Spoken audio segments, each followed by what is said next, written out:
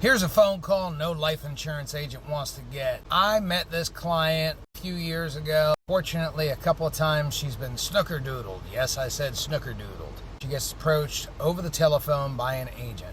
This agent is smooth and slick and talks her into a guaranteed issue whole life policy. Mind you, she already had a policy for a couple of years I wrote for her that was immediate issue and a whole heck of a lot cheaper. However, mine was cheaper per $1,000 of coverage, whereas his was a little bit more cheaper on the whole.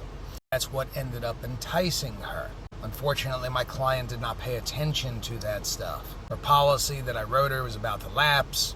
I find out about it, call her up, find out what's going on, show her on her new policy that it is not a good policy for her and she needs to continue her old policy.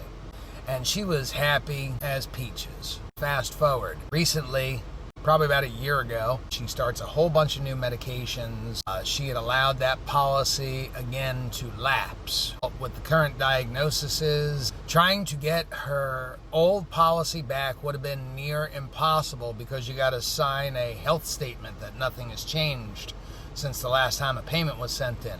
So we couldn't do that. So we had to get her a different policy. Unfortunately, the different policy we got her also this time was guaranteed issue. Again, I look for the best one cost per $1,000 coverage. Sure enough, as of recent, and I love my clients to death, but sometimes there's not much more you could do. An agent approaches her over the telephone and helps her out with a particular Globe Life policy.